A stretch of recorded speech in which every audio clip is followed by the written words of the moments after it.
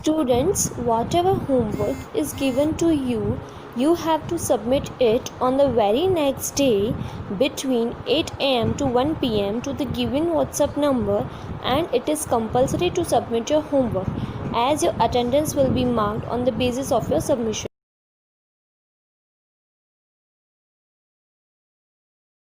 अब हम इस पाठ के मौखिक प्रश्नों के उत्तर करेंगे।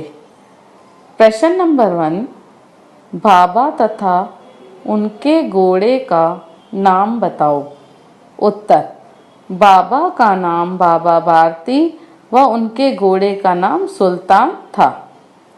प्रश्न नंबर 2, बाबा भारती अपने घोड़े के साथ किस प्रकार समय व्यतीत करते थे। उत्तर नंबर 2, भगवान के भजन से जो समय बचता था वह घोड़े के साथ बिताते थे, जब तक संध्या समय सुल्तान पर चढ़कर 8-10 मील चक्कर न लगा लेते उन्हें चैन न आता। प्रश्न नंबर 3, खड़क सिंह कौन था, वह बाबा भारती के पास क्यों आया। उत्तर नंबर 3, खड़क सिंह उस इलाके का प्रसिद्ध डाकू था। जब सुल्तान की कीर्ति उसके कानों तक पहुंची तो उसका दिल भी उसे देखने के लिए अधीर हो उठा। प्रश्न नंबर 4, सुल्तान को देखकर खड़क सिंह क्या सोचने लगा। उत्तर नंबर 4, सुल्तान को देखकर खड़क सिंह यह सोचने लगा कि ऐसा बांका घोड़ा तो उसके पास होना चाहिए। इस साधु को ऐसी चीजों से क्या लेना देना। प्रश्न नंबर 5, आपने इस कहानी से क्या सीखा। उत्तर नंबर 5, इस कहानी से हमने यह सीखा कि हमें कभी भी लालच नहीं करनी चाहिए और न किसी को धोखा देना चाहिए। गरीबों की सहायता से कभी भी मुंह नहीं मोड़ना चाहिए। लिखित प्रश्नों में लघु। प्रश्न नंबर 1, बाबा भारती सारी रात अस्तबल की रखवाली क्यों करते रहते थे। उत्तर नंबर 1, बाबा भारती सारी रात अस्तबल की रखवाली इसलिए करते थे क्योंकि डाकू खड़क सिंह उन्हें चेतावनी देकर गया था कि वह सुल्तान को उनके पास रहने नहीं देगा। प्रश्न नंबर 2, घोड़े को देखने पर बाबा भारती को मिलने वाले आनंद की तुलना लेखक ने किन किन से की है। उत्तर नंबर 2, लेखक ने कहा कि माँ को अपने बेटे, कृषक को अपने लहलहाते खेत देखकर जो आनंद आता है वही आनंद बाबा भारती को अपना घोड़ा देखकर आता था। प्रश्न नंबर 3, भगवत भजन से बचे समय का उपयोग बाबा भारती किस प्रकार करते थे।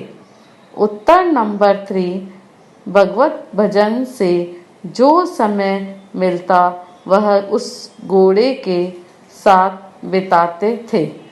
अपने हाथ से खरहरा करते, खुद दाना खिलाते और उस पर चढ़कर 8-10 मील का चक्कर लगाते। लिखित प्रश्नों में दीर्घ। प्रश्न नंबर 1, खड़क सिंह ने सुल्तान को पाने के लिए क्या युक्ति अपनाई। उत्तर नंबर 1, खड़क सिंह संध्या के समय अपाहिज का वेश बनाकर पेड़ की छाया में बैठ गया। बाबा भारती को घोड़े पर देखकर अपाहिज ने विनती की कि उसे रामपुर जाना है। बाबा ने तरस खाकर उसे बिठा दिया। कब लगाम अपने हाथ में ली पता ही नहीं चला। अपाहिज कोई और नहीं, डाकू खड़क सिंह ही था। प्रश्न नंबर 2, बाबा भारती ने खड़क सिंह से क्या प्रार्थना की और क्यों? उत्तर नंबर 2, बाबा भारती ने खड़क सिंह से यह प्रार्थना की कि यह घोड़ा तुम्हारा हो चुका है, मैं इसे तुम्हें वापस करने के लिए नहीं कहूँगा, परंतु केवल एक प्रार्थना करता हूँ, उसे अस्वीकार न करना। तुम इस घटना को किसी के सामने प्रकट न करना। यदि लोगों को इस घटना का पता लग गया तो वह किसी अपाहिज पर विश्वास नहीं करेंगे। दीर्घ प्रश्नों के उत्तर के बाद हम सही उत्तर चुनिए करेंगे।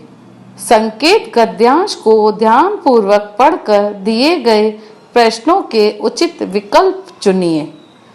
रात्रि के अंधकार डैश सहायता से मुंह न मोड़ेगा। यह पाठ के अंदर पैराग्राफ दिया हुआ है, उसी में से प्रश्नों के उत्तर ढूंढेंगे। नंबर 1, अस्तबल में कौन रहता था? सुल्तान, डाकू खड़क सिंह, बाबा भारती। सही उत्तर सुल्तान। नंबर 2, इस कहानी में किसकी हार होती है?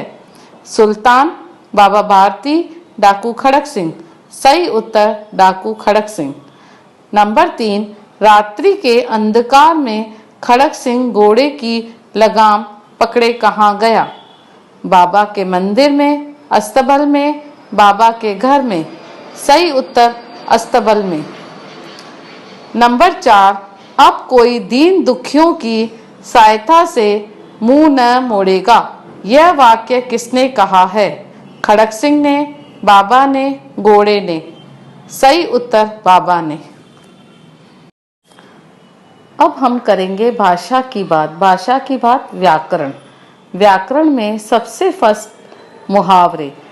मुहावरों वे हैं जो वाक्यांश हैं, जो अपना विशिष्ट अर्थ रखते हैं और जिनके प्रयोग से भाषा में चमत्कार उत्पन्न हो जाता है। उदाहरण, यदि कहा जाए पुलिस को देखते ही चोर भाग गए, तो क्या है, ये सीधा साधा है। लेकिन अगर हम ऐसे कहें कि पुलिस को देखते ही चोर 9-2-11 हो गए, तो इसमें एक विशेष चमत्कार उत्पन्न हो जाता है, तो इसे हम मुहावरे कहते हैं। तो सबसे पहले निम्नलिखित मुहावरों का वाक्यों में प्रयोग कीजिए। सबसे फर्स्ट है फूला न समाना। फूला न समाना का अर्थ है बहुत खुश हो जाना। नंबर 2, आंखें गड़ाना, ध्यान से देखना। नंबर 3, मुंह मोड़ना, जी चुराना। 4, दिल टूट जाना, निराश होना। 5, लट्टू होना, मोहित होना। तो बच्चों, मैंने आपको इसके अर्थ समझाए हैं। आप इसके वाक्य प्रयोग होमवर्क में अपने आप करेंगे। तो बच्चों, अब हम करेंगे उद्देश्य और विधेय।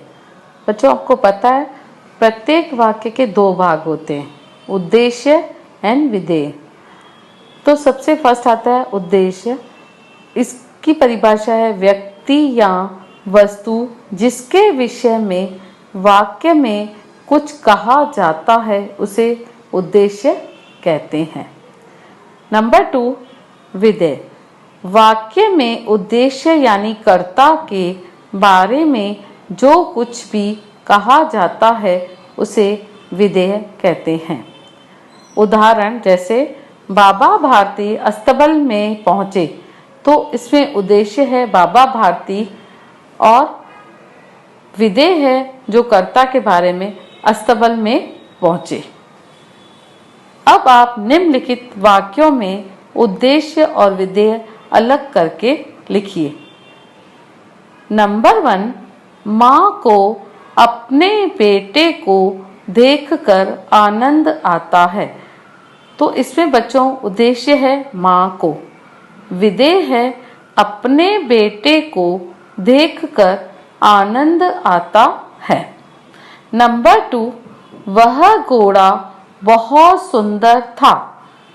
तो उद्देश्य है वह घोड़ा, विधेय है बहुत सुंदर था। नंबर 3, खड़क सिंह उस इलाके का डाकू था। तो उद्देश्य होगा खड़क सिंह और विधेय होगा उस इलाके का डाकू था। नंबर 4, लोग उसका नाम सुनकर कांपते थे। तो उद्देश्य होगा लोग और विधेय होगा उसका नाम सुनकर कांपते थे। नंबर 5, सुल्तान की चाह खींच लाई। सुल्तान की उद्देश्य और विधेय है चाह खींच लाई। निम्नलिखित शब्दों को ध्यान से पढ़कर पुल्लिंग व स्त्रीलिंग शीर्षकों के नीचे लिखिए। तो बच्चों, पुल्लिंग वह है जिन शब्दों द्वारा हमें पुरुष जाति का बोध होता है उसे हम पुल्लिंग कहते हैं। स्त्रीलिंग जिन शब्दों द्वारा स्त्री जाति का बोध होता है उसे हम स्त्रीलिंग कहते हैं।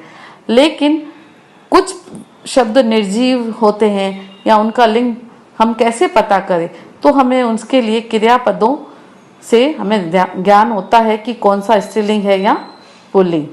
तो बच्चों, पुल्लिंग में आएगा केला, बचपन, हाथ, चावल, आचार्य, वृक्ष, कवि, फूल। स्त्रीलिंग कृपा, महिमा, सभ्यता, सिहनी। लिखित शब्दों के शब्द युग्म बनाइए। भजन के साथ कीर्तन, ठीक ठाक, कभी कभार, चाल डाल, आमने सामने।